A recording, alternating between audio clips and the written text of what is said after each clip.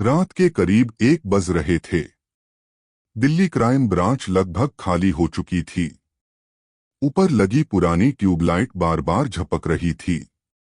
Corridor में सिर्फ AC की आवाज गूंज रही थी और मैं अपने केबिन में अकेला बैठा एक अधूरी मर्डर फाइल देख रहा था। तभी मेरे कंप्यूटर स्क्रीन पर एक नया ईमेल पॉपअप हुआ। नो सेंडर, नो आइडेंटिटी, बस एक subject line, she will die tonight. पहले मुझे लगा कोई प्रैंक होगा, लेकिन जैसे ही मैंने अटैचमेंट खोली मेरे हाथ की उंगलियां रुक गईं। वो एक सीसीटीवी फुटेज थी। एक सुनसान पार्किंग बेसमेंट, रात का समय, कैमरा ऊपर कॉर्नर में लगा हुआ था। वीडियो में एक लड़की भागती हुई दिखाई दे रही थी। उसके चेहरे पर डर साफ दिख रहा था। वो बार बार पीछे मुड़कर देख रही थी, जैसे कोई उसका पीछा कर रहा हो। उसकी सांसें तेज थीं। वो रो रही थी। और फिर वीडियो में एक आदमी दिखाई दिया। काले कपड़े, चेहरा अंधेरे में छुपा हुआ। उसके हाथ में चाकू था। लड़की चीखी, भागने की कोशिश की, लेकिन अगले ही सेकंड उस आदमी ने उसके गले पर वार कर दिया। खून कैमरे तक छिटक गया। लड़की जमीन पर गिर गई। वीडियो वहीं खत्म हो गई। मैं कुछ सेकंड स्क्रीन को देखता रहा।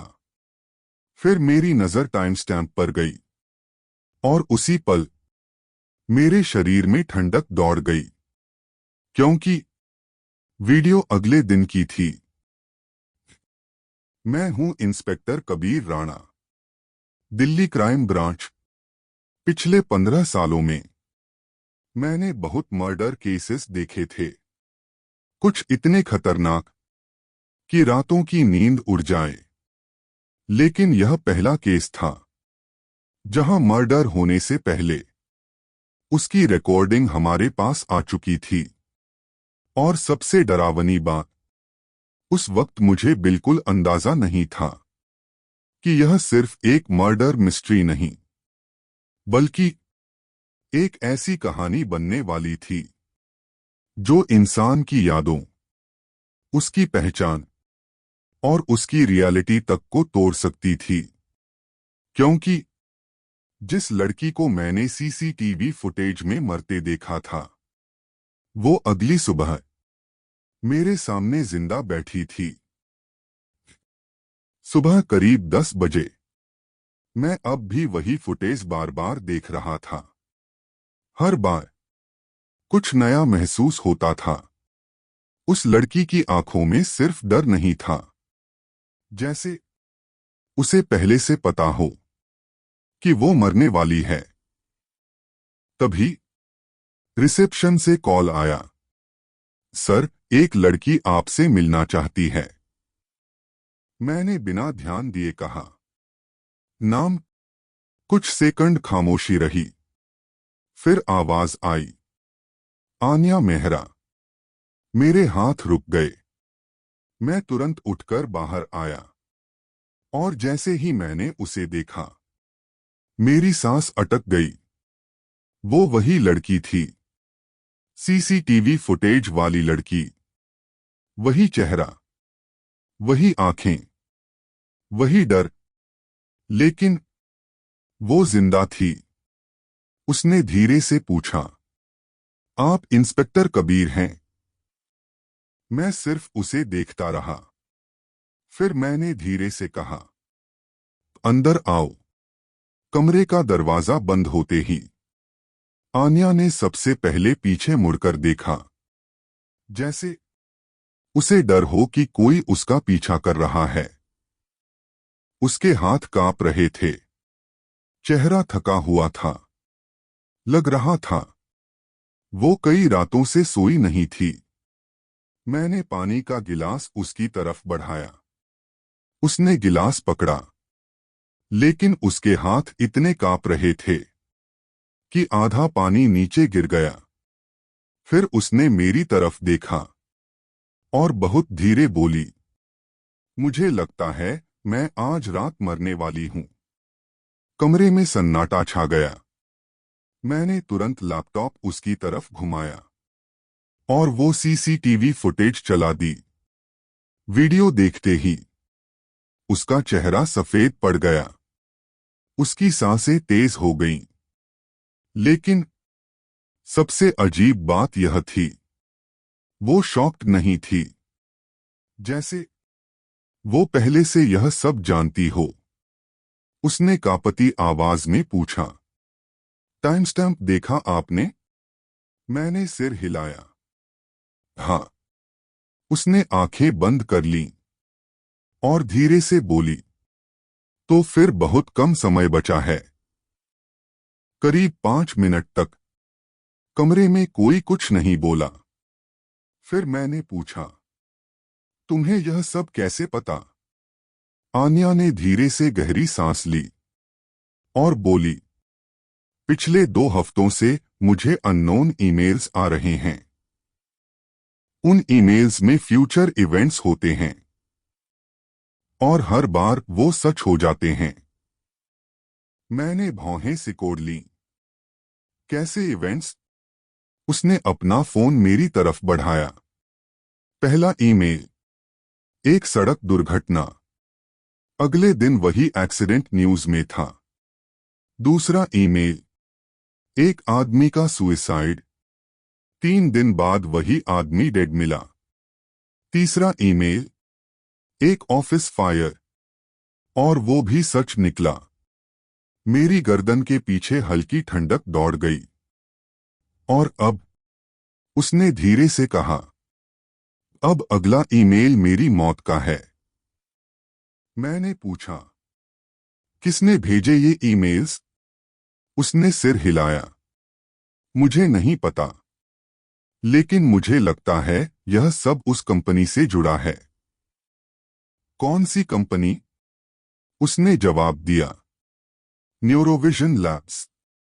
नाम सुनते ही मुझे कुछ अजीब महसूस हुआ, जैसे मैंने यह नाम पहले भी कहीं सुना हो, लेकिन याद नहीं आ रहा था कहाँ। आन्या इन्वेस्टिगेटिव जर्नलिस्ट थी। 3 महीने पहले वो न्यूरोविजन लैब्स पर सीक्रेटली काम कर रही थी। ऑफिशियली वो कंपनी न्यूरोलॉजिकल ट्रॉमा थेरेपी पर रिसर्च करती थी। लेकिन आन्या को शक था कि अंदर कुछ इलीगल चल रहा है, कुछ ऐसा जो पब्लिक के सामने नहीं आना चाहिए। उसने धीरे धीरे बोलना शुरू किया। उनके पास एक प्रोजेक्ट था, प्रोजेक्ट ओरेकल। मैंने पूछा, क्या करता था यह प्रोजेक्ट? आन्या कुछ सेकंड चुप रही, फिर बोली, ह्यूमन प्रेडिक्शन।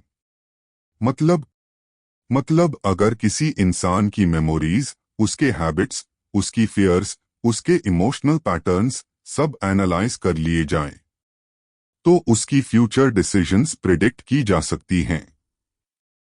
मैं उसे लगातार देख रहा था। वो आगे बोली, वो लोग दावा कर रहे थे कि इंसान फ्री नहीं होता।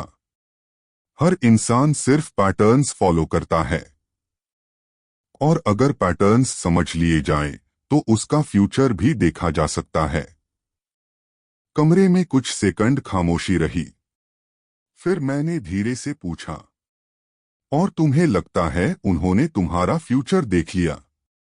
आन्या ने मेरी आंखों में देखा और बोली, नहीं इंस्पेक्टर, उन्होंने सिर्फ देखा नहीं, उन्होंने उसे होने दिया। उस दिन के बाद मैंने आन्या को अकेला नहीं छोड़ा। हमने उसे टेम्परेरी पुलिस प्रोटेक्शन दी। लेकिन धीरे धीरे मुझे महसूस होने लगा कि वो सिर्फ किसी किलर से नहीं डर रही थी, वो खुद अपनी यादों से डर रही थी। रात करीब 11 बजे हम दोनों इंटेरोगेशन रूम में बैठे थे। आन्या लगातार दरवाजे को देख रही थी। मैंने पूछा, तुम ठीक हो? उसने धीरे से कहा, कभी कभी मुझे लगता है मेरे दिमाग में कुछ मेमोरीज मेरी अपनी नहीं हैं। मैं चुप रहा।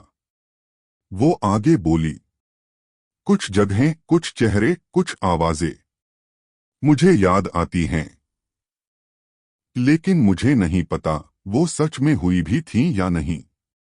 उसकी आंखों में आंसू आ गए।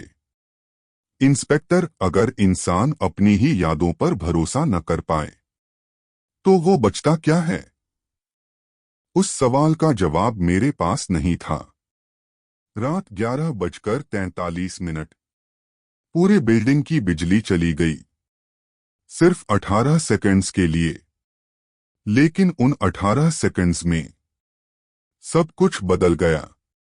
इमरजेंसी लाइट्स वापस आईं और इंटेरोगेशन रूम खाली था। आन्या गायब थी। मेरा दिल तेजी से धड़कने लगा। मैं भागकर कॉरिडोर में गया। पूरी फ्लोर खाली थी। तभी मेरे फोन पर नया ईमेल आया। Subject line, she is dead. मेरे हाथ कांपने लगे। मैंने अटैचमेंट खोली। वो वही बेसमेंट थी, वही कैमरा एंगल, वही लड़की, वही मर्डर। लेकिन इस बार वीडियो आखिर तक चली और मर्डर के बाद किलर धीरे धीरे कैमरा की तरफ मुड़ा। उसका चेहरा अब भी अंधेरे में था, लेकिन उसकी आंखें सीधे मेरी तरफ देख रही थीं, जैसे उसे पता हो कि मैं यह वीडियो देखने वाला हूं। करीब 1.5 घंटे बाद आन्या की बॉडी मिली, उसी बेसमेंट में, उसी पोजीशन में, उसी तरीके से जैसे सीसीटीवी फुटेज में दिखाया गया था। फॉरेंसिक्स टीम शॉक्ड थी। हर चीज एग्जैक्ट मैच कर रही थी। Knife wounds, blood pattern, body angle, सब कुछ जैसे मर्डर पहले से लिखा हुआ हो। एसीपी विक्रम ने गुस्से में कहा, कोई अंदर से इंफॉर्मेशन लीक कर रहा है। लेकिन मुझे अंदर से लग रहा था यह सिर्फ लीक नहीं था, कुछ और था, कुछ ऐसा जिसे समझना आसान नहीं था। तभी फॉरेंसिक ऑफिसर मेरे पास आया। उसका चेहरा पीला पड़ चुका था। उसने धीरे से कहा, सर, एक अजीब चीज मिली है। क्या? उसने एविडेंस बैग मेरी तरफ बढ़ाया।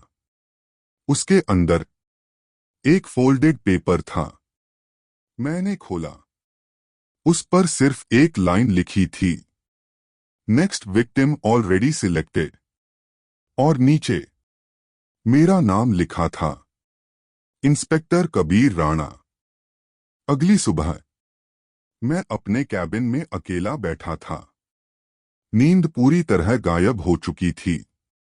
तभी मेरे इनबॉक्स में फिर नया ईमेल आया। सेंडर, आन्या मेहरा। मेरी सांस रुक गई, क्योंकि आन्या मर चुकी थी। मैंने धीरे धीरे ईमेल खोला। अंदर सिर्फ एक लाइन थी, यू आर ऑलरेडी लेट, और नीचे एक अटैचमेंट। इस बार वीडियो में मैं था। मैं अपनी कार चला रहा था। रात का समय। फिर एक ट्रक सामने से आता है। तेज रोशनी, ब्रेक की आवाज, और स्क्रीन ब्लैक। वीडियो खत्म। मैं कुछ सेकंड तक बिल्कुल चुप बैठा रहा। फिर मेरी नजर टाइम स्टैम्प पर गई और मेरे हाथ कांपने लगे, क्योंकि यह फुटेज अगले दिन रात 2:17 की थी, यानी मेरी मौत की फ्यूचर रिकॉर्डिंग।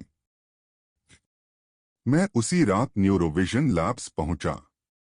पूरा बिल्डिंग खाली था, जैसे सब लोग पहले ही भाग चुके हों। लेकिन बेसमेंट फ्लोर लॉक्ड था। जब हमने दरवाजा तोड़ा तो अंदर सर्वर्स चल रहे थे। हजारों psychological files, human behaviour simulations, memory rewriting tests. और फिर मुझे एक फाइल मिली। Subject name inspector Kabir Rana. मेरा दिल जोर से धड़कने लगा।